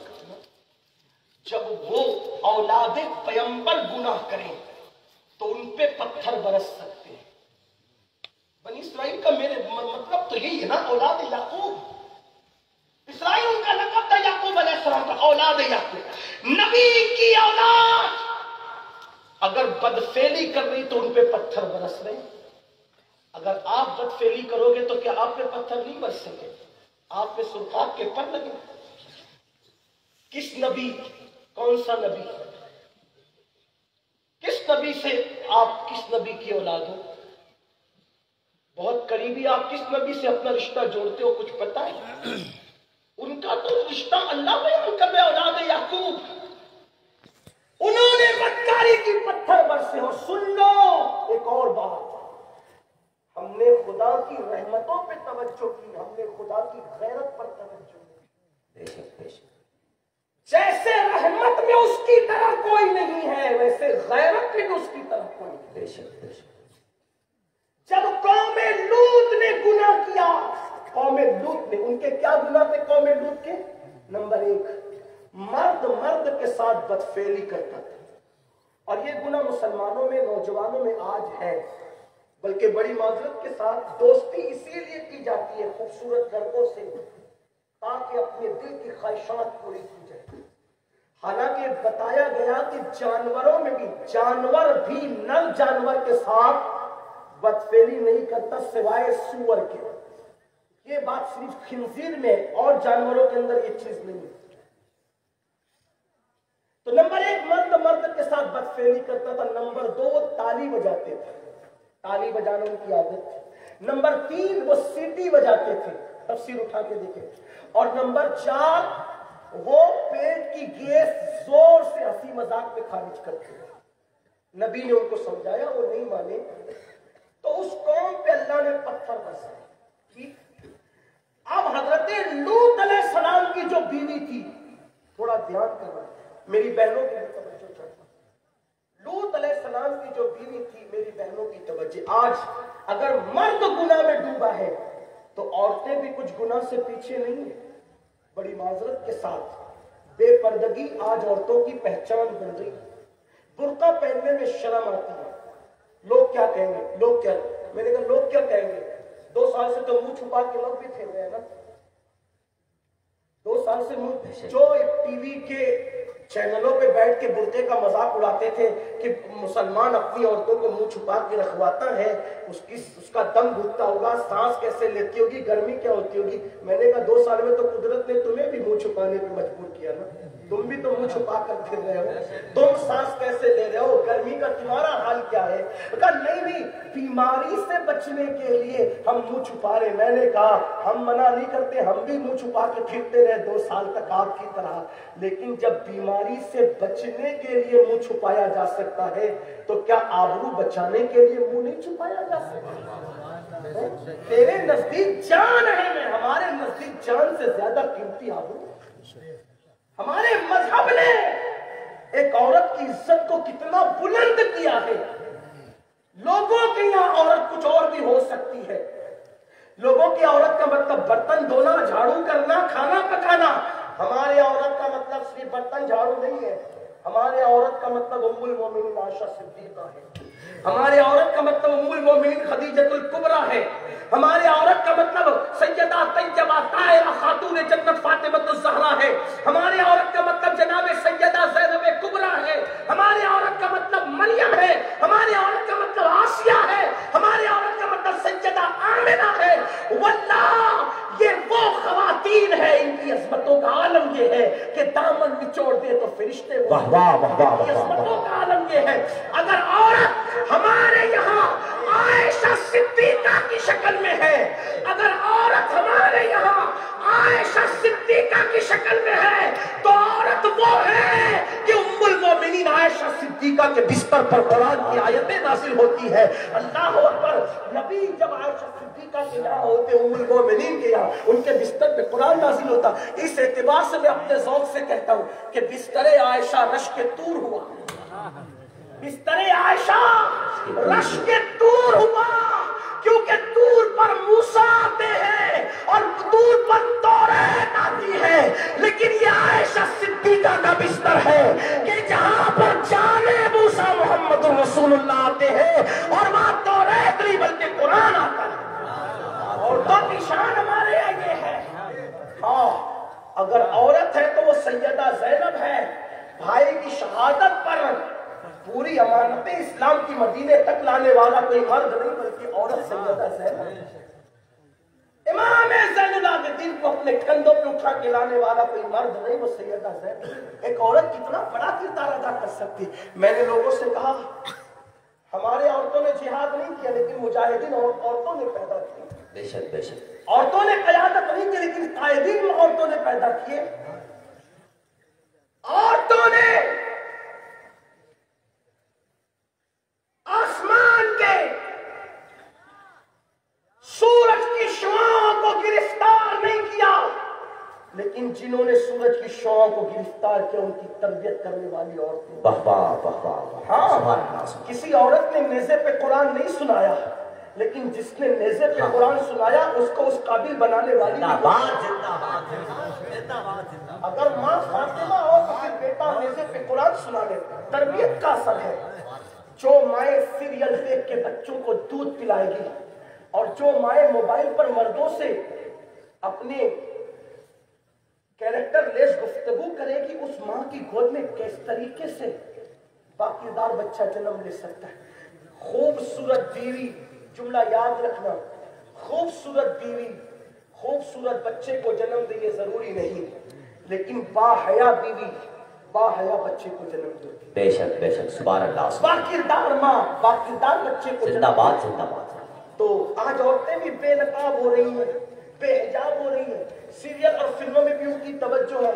مردوں سے بات کرنا کھلکھلا کر کے ان کے لیے کوئی عیب نہیں الا ماشاءاللہ. سب عورتیں ایسی نہیں لیکن ہو رہی ہیں. ولیمے میں، شادیوں میں بے دھڑک عورتیں بے پردہ جا رہی ہیں. میں کہتا ہوں جو مذہب عورت کو مسجد میں آنے سے روک دے اس مذہب کی ماننے والی عورتیں ولیمہ میں بے پردہ کیسے زندہ باد زندہ باد زندہ باد. اور کوئی روکنے کے لیے تیار بھی نہیں. مسجد سے بڑھ کر کوئی اور محفوظ جگہ ہے بلکہ روئے زمین پہ سب سے بہترین جگہ مسجد ہے. بے شک بے شک. ہو سکتا ہے کہ میری بات سے کسی کو اختلاف ہو. میں ہاتھ جوڑ کے کہتا ہوں کہ میں کوئی مناظرے کا میدان کھولنے نہیں آیا. قادری فقیر ہوں، اصلاح کی بات لے کر کے آیا. ورنہ بھی لوگ کہیں گے کہ بخاری میں تو اجازت ہے، تم کیسے منع کر رہے ہو. میں نے کہا کہ بخاری میں تو اور بھی کچھ ہے. ابھی میں اس کا عنوان کھولوں گا تو پھر لوگوں کو برا لگے گا لیکن میں ابھی وہ سب نہیں کھولتا. مجھے اصلاح کے لیے بٹھایا. بے شک بے شک. زندہ باد زندہ باد. ورنہ اور بھی چیز ہے. لوگوں کو صرف عورتوں میں کی مسجد کی حاضری پہ بخاری نظر آتی ہے، اور چیزوں پہ نظر نہیں آتی. لوگوں کو ان کو اور چیزوں پہ بھی نظر آنا چاہیے. ہاں، لیکن میں اس کا باب نہیں کھولنا چاہتا. لیکن صرف یہ کہنا چاہتا ہوں کہ مجھے بتائیں کہ جس مذہب نے اگر عزت خطرے میں پڑ جائے تو مسجد میں آنے سے منع کرتی. بلکہ آپ کو ایک بات بتاؤں، ام المومنین حضرت سیدہ میمونہ رضی اللہ تعالی عنہا، یہ حضور کی بیوی حضرت میمونہ، جب حضور کے وصال کے بعد لوگوں نے کہا امی جان ہم یہ چاہتے ہیں کہ نبی کی پیاری زوجہ ہمارے ساتھ عمرہ کے لیے چلے. حضور کا وصال ہو گیا. حضور کے وصال کے بعد ام المومنین حضرت میمونہ سے کسی نے کہا کہ آپ ہمارے ساتھ عمرہ کے لیے چلیں. تو ام المومنین فرماتی میں نے حج بھی کر لیا اور میں نے عمرہ بھی کر لیا. اب میرے نبی نے ہمیں گھر میں رہنے کا حکم، اب میں گھر سے باہر نہیں نکلتا کیونکہ قرآن کیا کہتا ہے وَقَرْنَا فِي بُيُوتِكُنَّ، تم اپنے گھروں میں بیٹھی رہو. اللہ نے کہہ دیا ہم اپنے گھروں میں بیٹھی. آپ غور فرمائیں، امہات المومنین کی فکر یہ ہے. حالانکہ بعد میں ام المومنین حضرت میمونہ رضی اللہ تعالیٰ عنہ ان کا وصال مکے کے قریب ہی ہوا. لیکن آپ سے پوچھنا چاہتا ہوں کہ ان کی حیا کا عالم کیا تھا. حضرت عاتقہ رضی اللہ تعالیٰ عنہ، اللہ اکبر، حضرت عاتقہ رضی اللہ تعالیٰ عنہ، آپ کو مسجد میں آنے کا بڑا شوق تھا۔ حضرت عاتقہ ان کے شوہر کا جب وصال ہو گیا، میری بہنوں کی طرف ان کے شوہر کا وصال ہو گیا تو فاروق اعظم امیر المومنین غیظ المنافقین امام المجاہدین سیدنا عمر ابن خطاب رضی اللہ تعالیٰ عنہ نے آپ کو نکاح کا پیغام بھیجا کہ آپ کے ساتھ نکاح کرنا چاہتا ہوں۔ حضرت عاتقہ نے کہا امیر المومنین آپ کے ساتھ نکاح سے کون منع کرے گا، ہماری سعادت ہے، آپ کے ساتھ نکاح کرنا سعادت ہے، لیکن آپ عورتوں کو مسجد سے روکتے ہیں، اگر نکاح کریں گے تو بیوی ہو جاؤں گی، منع کریں گے تو رکنا پڑے گا، ایک شرط پہ نکاح کرتی ہوں کہ آپ سب کو روکتے ہیں مسجد سے، مجھے نہیں روکیں گے، میں مسجد جاؤں گی۔ آپ نے کہا ٹھیک ہے، تم نے جانا منع نہیں ہے۔ اب آپ روک رہے لوگوں کو، یہ مسجد جاری، آپ نے سوچا سب کو روکتے ہیں، اس کو نہیں روکتے چونکہ وعدہ کر چکے، تو آپ نے ہیلا کیا۔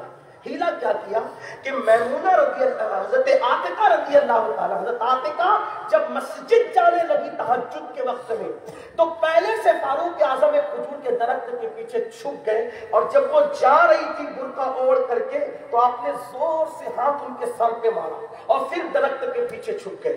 حضرت عاتقہ نے ادھر ادھر دیکھا اور زور سے پڑھا انا للہ و انا الیہ راجعون، زور سے پڑھا اور اللہ کی بارگاہ میں سر اٹھا کے کہتی ہے مولا تو جانتا ہے کہ مسجد میں آ کے عبادت کرنا مجھے کتنا پسند ہے مولا، مگر فتنوں کا دور آ گیا، پتہ نہیں میرے سر پہ کس نے حملہ کیا، میری آبرو خطرے میں پڑ گئی۔ اور پھر اس کے بعد مسجد نہیں گئی، گھر واپس گئی، اور پھر جب باہر نہیں نکلی، جب نکلا تو ان کا جنازہ باہر نکلا۔ اگر حیا کو خطرہ ہوا تو عورتوں نے مسجد جانا، زندہ باد زندہ باد زندہ باد، عزت کو خطرہ ہوا تو عورتوں نے مسجد جانا چھوڑا۔ اور آج عورتیں ولیمہ میں بن سنور کر جائیں، شوہر کے لیے نہیں بننا سنورنا، ولیمے میں جانے کے لیے۔ مجھے حیرت ہے کیسے چینجنگ آ گئی، چینجز کیسے آیا۔ اسلام میں بننے سنورنے کا حکم شوہر کے لیے ہے، عورتیں گھر میں رہنے کے لیے نہیں سنورتی، عورتیں بازار جانا ہے تو سنورے گی، ولیمہ جانا ہے تو سنورے گی۔ حالانکہ فرمایا گیا جو شوہر کی خوشی کے لیے سنورتی ہے، سنگھار کرتی ہے، اللہ اس عورت کو رات میں نفل پڑھنے سے زیادہ ثواب عطا کرتا ہے۔ سبحان اللہ سبحان اللہ۔ اسلام بننے سنورنے سے منع زندہ باد، جائز طریقے سے بننا سنورنا ہے تو، لیکن حیرت اس بات پر ہے کہ بے باک ہو رہی، تو بات دور نکلی، میں عرض کر رہا تھا بات سمیٹتے ہوئے، اور دور نکل گئی بات، ٹائم ہی کافی زیادہ ہوا، میں اپنی گفتگو سمیٹ لوں گا، سمیٹ ہی رہا ہوں کہ حضرت لوط علیہ السلام کی قوم نے جرم کیا، ان پہ پتھر برسے، لیکن لوط علیہ السلام کی جو بیوی تھی، توجہ کر، وہ مجرم نہیں تھی۔ اس اعتبار سے جس جرم میں قوم لوط مصروف تھی، اس جرم سے حضرت لوط علیہ السلام کی بیوی کا دور دور کا بھی کوئی تعلق نہیں تھا، کیونکہ نبی کی بیوی کبھی بے حیا نہیں ہو سکتی، بے غیرت نہیں ہو سکتی، کیوں؟ بلکہ اللہ نبیوں کے حوالے سے اتنی غیرت فرماتا ہے کہ میرے نبی پاک کے نکاح میں آنے سے پہلے آپ کی ازواج اگر کسی اور کے نکاح میں بھی رہی تو اللہ تبارک و تعالیٰ نے جو فطرت کے بعض معاملات ہیں ان سے ان کو محفوظ رکھا۔ وہ آپ علماء سے پوچھ سکتے ہیں، میں اس کی طرف نہیں جاتا، لیکن بات آپ کو یہ بتانا چاہتا ہوں کہ اللہ کتنی غیرت فرماتا ہے کہ جب لوط علیہ السلام کی قوم پر بے حیائی کی وجہ سے پتھر برسے تو اللہ نے پتھر برسانے سے پہلے لوط سے کہا کہ آپ قوم سے نکل جائے، باہر نکل جائے۔ جب لوط علیہ السلام اپنی فیملی کے ساتھ باہر نکلے اور قوم پہ پتھر برس رہے تھے، اگرچہ لوط علیہ السلام کی بیوی اس بدی میں مبتلا نہ تھی، لیکن قوم پر جب پتھر برستے دیکھا تو لوط علیہ السلام کی بیوی نے پیچھے مڑ کے کہا ہائے میری قوم۔ لوط علیہ السلام کی بیوی نے کہا ہائے میری قوم۔ اللہ نے وہ پتھر جو مجرموں پہ برس رہے تھے، لوط علیہ السلام کی بیوی نے پتھر ڈال کر اس کو بھی ہلاک کر، اور ہمیں پیغام دیا اللہ کی غیرت۔ اگر نبی کی بیوی مجرم نہ ہو ان جرائم کے اعتبار سے، لیکن مجرموں کی حامی بن جائے تو اس پہ بھی پتھر برس رہے۔ نبی کی بیوی آپ کہاں؟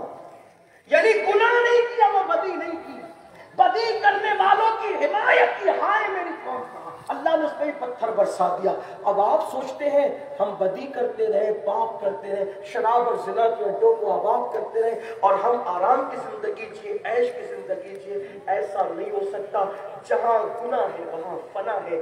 اگر اس فنا سے، تباہی اور بربادی سے بچنا ہے، ایک راستہ ہے بس، توبہ کا دروازہ کھلا ہوا ہے۔ اللہ کے بندو، اللہ کی طرف رجوع کرو، پلٹو، توبہ کرو۔ میرے اللہ کا وعدہ ہے کتنا بڑے سے بڑا مجرم بھی توبہ کرے گا ہم اس کو معاف کر دیں گے، اس کی مغفرت فرما دیں گے۔ بلکہ یہاں تک فرمایا کہ گناہ کرنے والا جب گناہ سے توبہ کرتا ہے تو ہم اس کے گناہوں کو نیکیوں میں تبدیل کر دیتے ہیں، اس کے گناہوں کو نیکیوں سے بدل دیتے۔ توبہ کر لو میری قوم کے جوانوں، توبہ کرو۔ توبہ کا دروازہ کھلا ہے۔ کیسے کیسوں نے توبہ کی، اللہ نے ان کو معاف کیا، اللہ تعالیٰ نے ان کی مغفرت کی، اور اللہ کا وعدہ ہے ان اللہ یحب التوابین، جو توبہ کرتے ہیں اللہ ان کو اپنا محبوب بنا لیتا ہے۔ ہر دروازے پر مجرم جا کر گناہ کا اعتراف کرے، اقبال جرم کرے تو اس کو سزا ملتی ہے، اس کی عزت جاتی ہے۔ میرے اللہ کی چوکھٹ وہ چوکھٹ ہے، وہاں آ کر کوئی اقبال جرم کر لے تو نہ سزا ملتی ہے نہ عزت جاتی ہے، بلکہ اللہ اس کو معاف بھی کرتا ہے اور اس کی عزت اس طرح بڑھاتا ہے۔ ان اللہ یحب التوابین، اللہ توبہ کرنے والوں کو محبوب بناتا ہے۔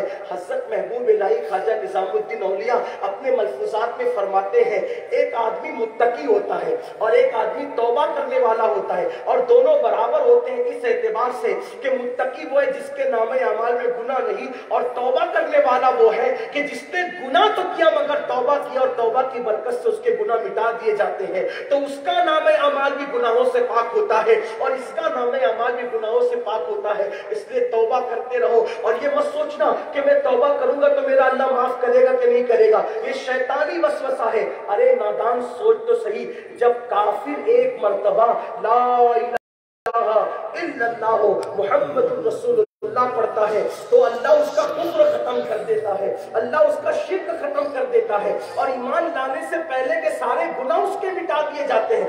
اگر کافر یہ کلمہ پڑھے تو اس کو یہ انعام ملتا ہے، اگر مومن یہ کلمہ پڑھے تو اللہ اس کو کیا انعام عطا فرمائے گا۔ لوگ کہتے ہیں مولانا وظیفہ دیجئے، جب ان کو کہتے ہیں نا کلمہ پڑھو تو کہتے ہیں کوئی اور دیجئے۔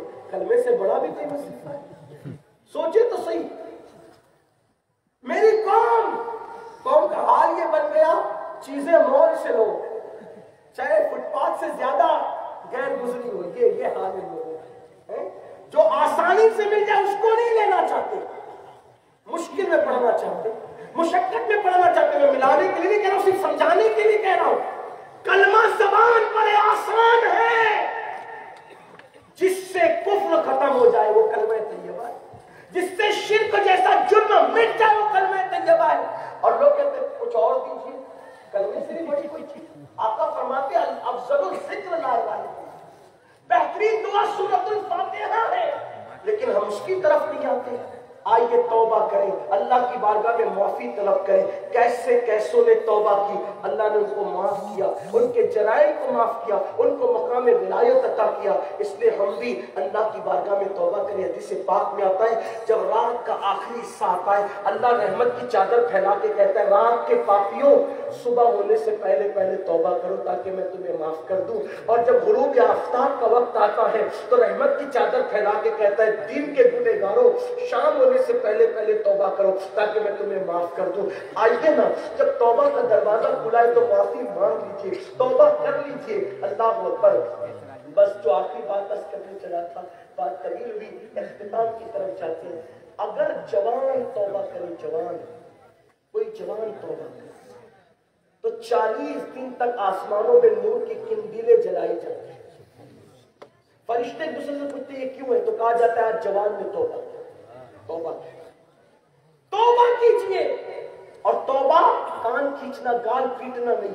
توبہ کیا؟ توبہ یہ ہے کہ اپنے اللہ سے عہد کرو اب گناہ کے راستے پہ نہیں جاؤں گا اور پھر نہ جانا، بس اسی کو توبہ ہے۔ شرمندہ ہو جانا توبہ، اپنے اللہ سے عہد کرنا توبہ، گناہوں سے اپنے آپ کو روک لینا توبہ۔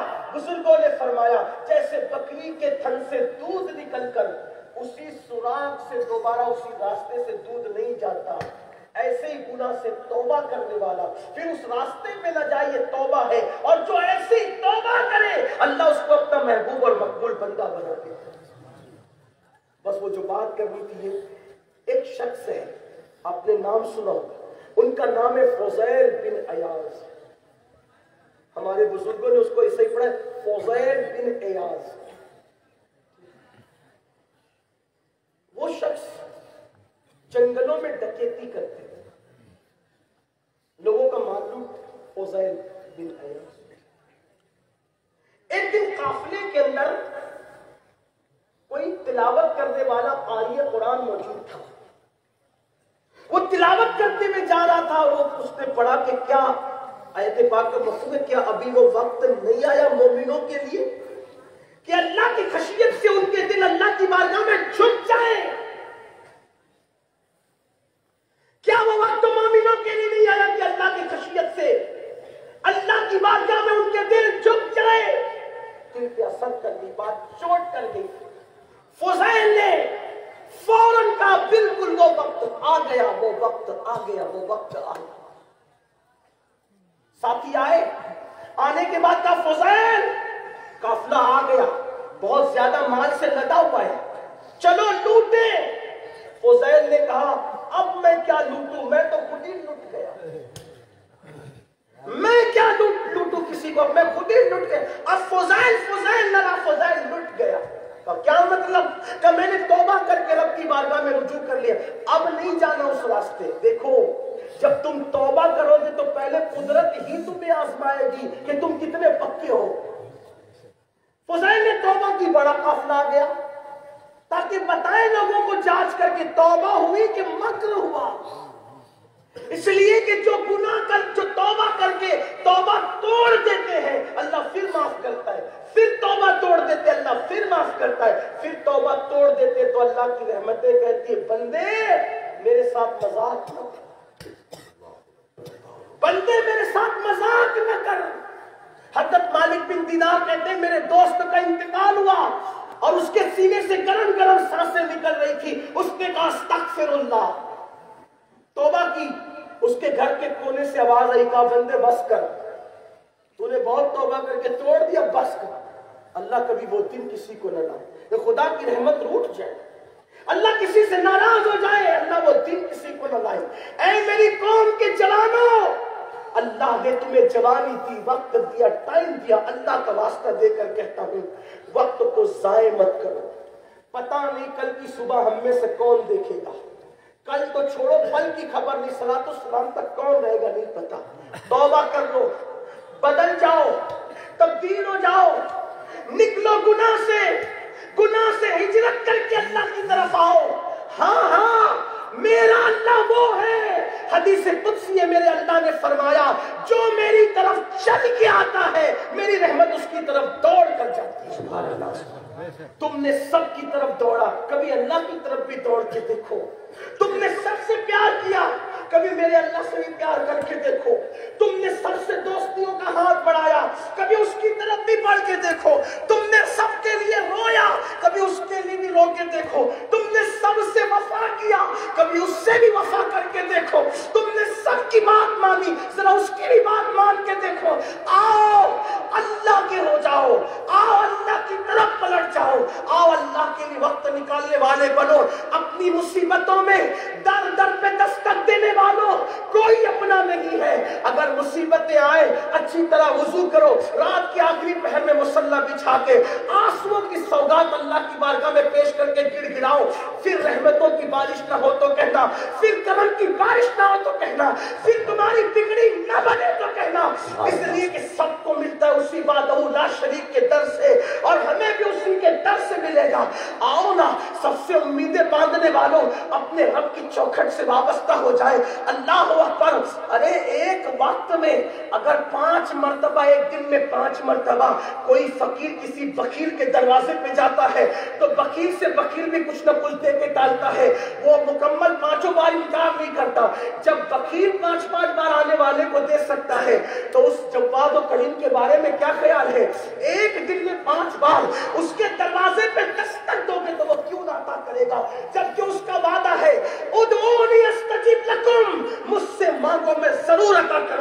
وہ کہتا ہے ان اللہ لا یخلف المیعاد، اللہ اپنے وعدے کا خلاف نہیں کرتا۔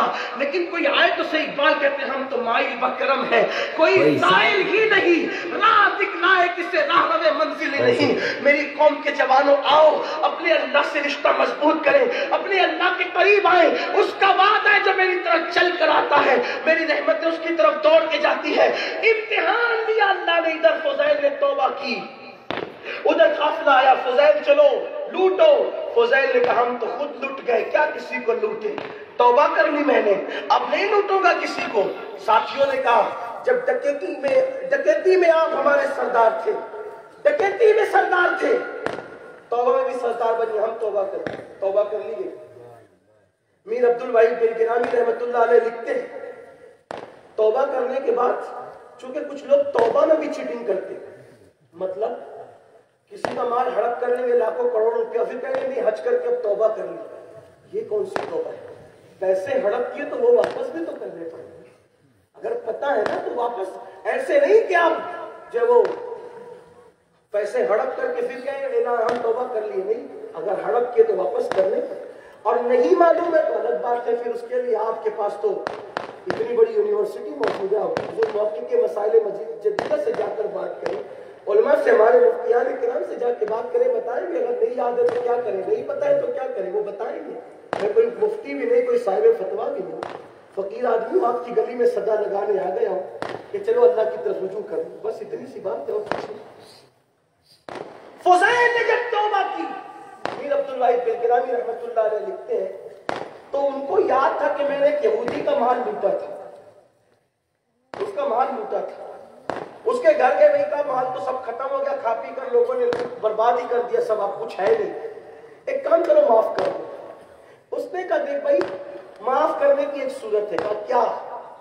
کہا صورت یہ ہے کہ میری رقم واپس کرو، میری اشرفیہ سونے کے سکے واپس کرو۔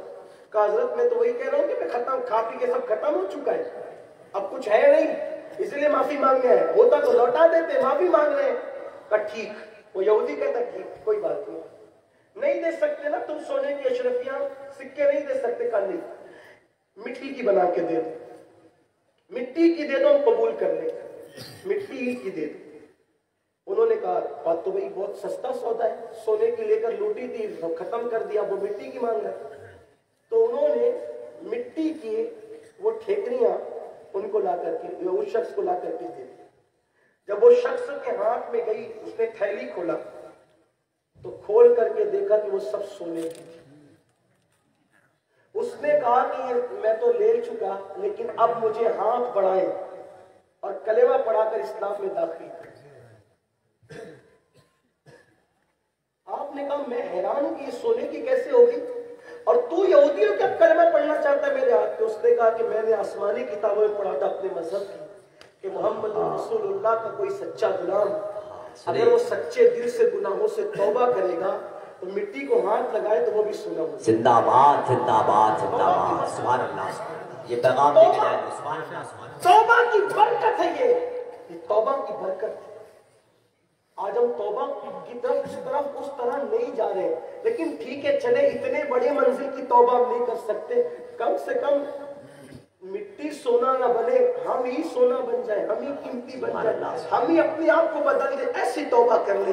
اللہ سے دعا ہے کہ اللہ تعالیٰ مجھے آپ سب کو سچی توبہ کی توفیق عطا فرمائے، ہمیں اللہ بدل دے، ہماری نسلوں کو بدل دے، ہماری زندگی میں انقلاب برپا کر دے۔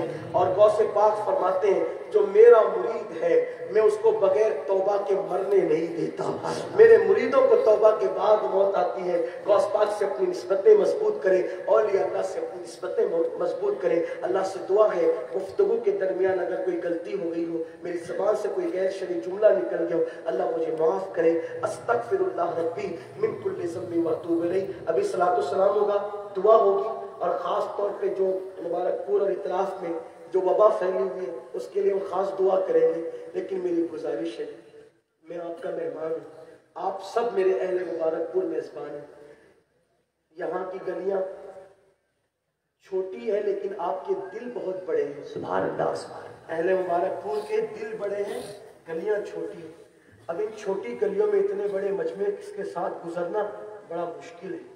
لوگ مسافہ کرنے کے لیے جب وہ دھکے بھی دے رہے, محبت ہے, قبول ہے, ناخن بھی چبو رہے ہیں, محبت ہے, قبول ہے. لیکن اگر ایسے ہی رہا, میں کہتا ہوں مسافہ کرنا سنت ہے اور مسلمان کو تکلیف دینا یہ حرام ہے. یہ کون سی ہماری بات ہے کہ ہم لوگ مسافے کے لیے نہ بوڑھوں کو دیکھ رہے نہ بچوں کو دیکھ رہے. یقین جانے میرا اللہ جانتا ہے کہ مجھ سے مسافہ کرنے کا آپ کا جتنا شوق ہے میرا اللہ جانتا ہے. اللہ کو گواہ بنا کے کہہ رہا ہوں, کوئی دکھاوا ریاکاری نہیں کر رہا ہوں. اس سے زیادہ مجھے شوق ہے کہ میں آپ سے مسافہ کروں. لیکن یہ شوق کیوں ہے پتہ ہے؟ کسی کی پیشانی پہ تھوڑی لکھا ہے کہ یہ اللہ والا ہے. بے شک اتنے بڑے مشکل سے میں مسافہ کروں گا, ہو سکتا ہے کسی اللہ والے کے ہاتھ میں میرے ہاتھ چلے جائیں اور اللہ میرے ہاتھوں پہ جہنم کی آگ کو حرام کر دے, تو میرے لیے تو یہ سستا سودا ہے. لیکن بھائی لوگوں کو دھکا دے کر مسافہ کرنا یہ کون سی عقل مندی. ابھی میں آ رہا تھا, ایسا دھکا دیا میرے محبت کرنے والے احباب نے, میرا امامہ بھی کھلا اور امامہ گرتے گرتے بچا. اب آپ بتائیں کہ امامہ ہی گر جاتا تو میں کس حالت میں یہاں آتا. آپ کی محبتوں کی ہم قدر کرتے ہیں. میں اس پہ اللہ کا شکر ادا کرتا ہوں کہ آپ لوگوں کے دلوں میں اللہ نے محبت ڈالی ہے. لیکن میری گزارش ہے کہ ایک دوسرے کو دھکا دے کے یا تکلیف دے کے, بلکہ ہماری محفلوں کا رنگ ایسا ہونا چاہیے کہ کوئی غیر مسلم دیکھ لے تو ہمارا ڈسپلین دیکھ کر کہے کہ جب غلاموں کا ڈسپلین کا یہ حال ہے تو ان کے نبی کی بات کیا ہوگی. تو میری آپ سے گزارش یہی ہے کہ بہت بڑا مجمع ہے ماشاءاللہ, اللہ آپ کو سلامت رکھے. اور اتنے سب لوگوں سے ملتے ملتے رات ختم ہوگی لیکن ملاقات ختم نہیں ہوگی. تو میری گزارش ہے کہ صلاۃ السلام پڑھیں گے, دعا کریں گے اور آپ لوگ آپس میں مسافہ کریں اور آپ بھی اپنے گھروں کو جائیں اور میں بھی جو ہے یہاں سے مجھے جہاں جانا میں چلا جاؤں. امید ہے کہ آپ میری بات پہ عمل کریں گے, اس لیے کہ یہ میرے 2 جملے ہیں. اب میں نے چیک کرنا اس پر کہ آپ میری پوری تقریر پہ عمل کریں گے یا نہیں. جو 2 جملوں